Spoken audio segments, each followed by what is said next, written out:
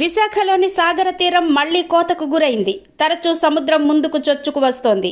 అలల ఉధృతి సాధారణం కంటే అధికమైంది. సముద్ర కెరటాలు ముందుకొచ్చి తీరం కోతకు కారణమవుతున్నాయి.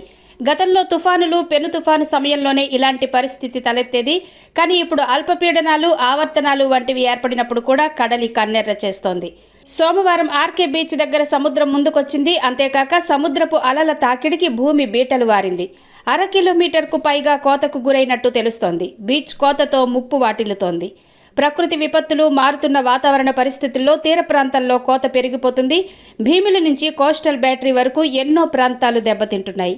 మత్స్యకార గ్రామాల వద్ద తీరం కొట్టుకుపోతోంది. ఈ నేపథ్యంలో కోత నివారణ చర్యలు తీసుకోవాల్సిన అవసరం ఎంతైనా ఉంది.